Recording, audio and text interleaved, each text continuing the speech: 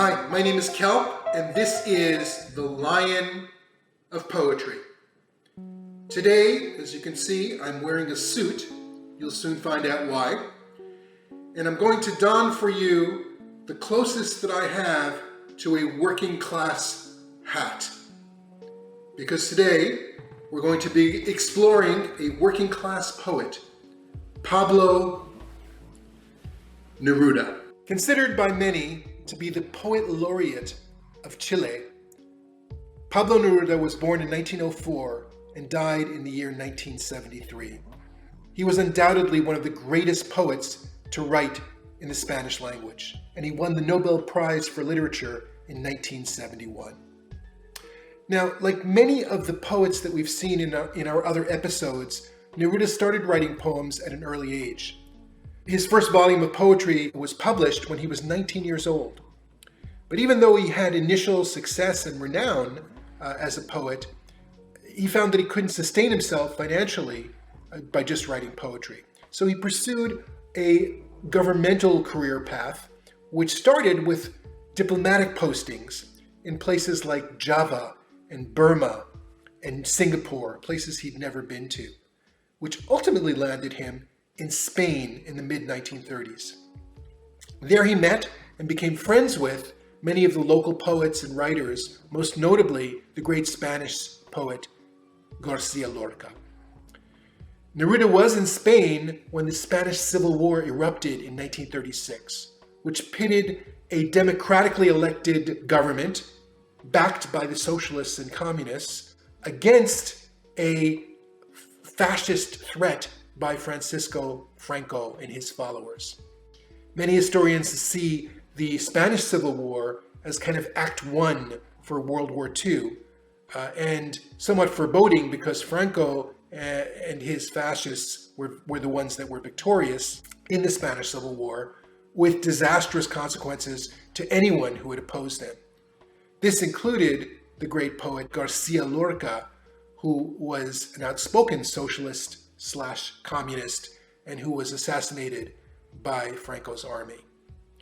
Lorca's assassination had a profound effect on Pablo Neruda, and he himself became a socialist/communist as a result and held those views for the balance of his life.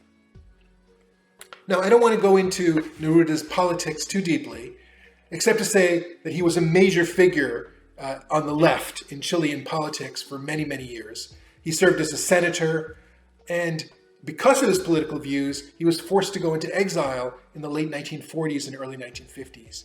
He returned to Chile in 1952 and continued to be a vocal and controversial figure, always on the left wing, both in Chilean politics and in world politics, until his death in 1973. And his death, by the way, coincided, perhaps not so coincidentally, with the military coup d'etat of the right-wing Augusto Pinochet. The coup was at least partially orchestrated by the United States, read the CIA, which in its misguided efforts to save South America from communism, backed Pinochet, who of course went on to set up a military dictatorship in Chile for the next 17 years. Although Neruda was not a well man in 1973, there is some speculation that he may have been assassinated or poisoned by the Pinochet government. Undoubtedly, part of the reason why Neruda won the Nobel Prize was his political stance, was his championing of the common man and his anti-war views. But putting all this aside, when I read his poetry, I see a man with a huge appetite for life and for love and a tremendous sense of humor. As an example, he wrote several volumes of poems in his later life called the Elemental Odes. Now, an ode is a kind of poem that praises a particular subject or an object, often in an elevated manner. Originally, it was something that was sung as a song. And Neruda wrote many odes in his later life, literally hundreds of odes, addressing the most seemingly mundane objects. And I find it hilarious. Just to give you an example of some of the odes that he wrote. an ode to the artichoke, an ode to bird watching, an ode to laziness, ode to the onion, ode to the tomato, ode to wine, ode to the hummingbird, ode to the seagull, ode to the bee, ode to the lemon, ode to the rooster, ode to salt, and on and on. The poem that I'm going to read you today is called Ode to My Suit. And in the poem, the suit becomes a kind of double for the poet. The poet appreciates that the suit experiences life along with him and may, the poet realizes, also eventually experience death along with him as well.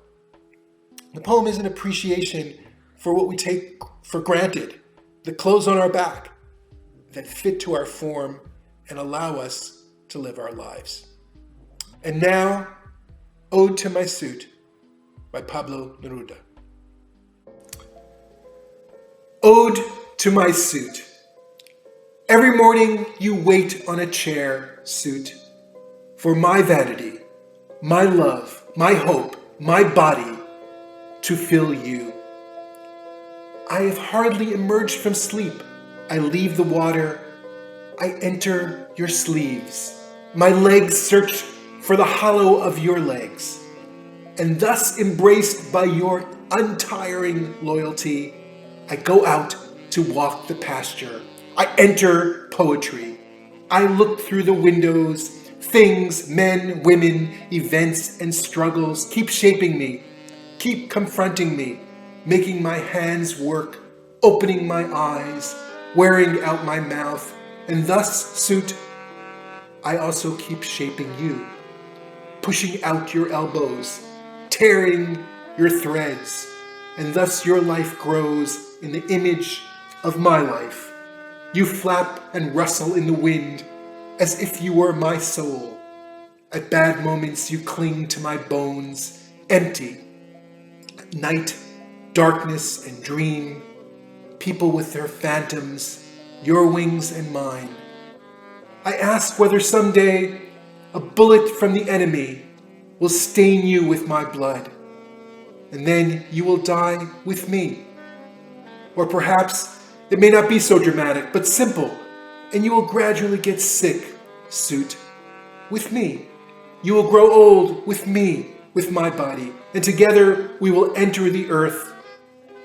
That's why every day I greet you with reverence, and then you embrace me, and I forget you, because we are one, and we will go on facing the wind at night, the streets or the struggle, one body, perhaps motionless someday. Well, thanks for watching. We'll see you next time on The Line of Poetry.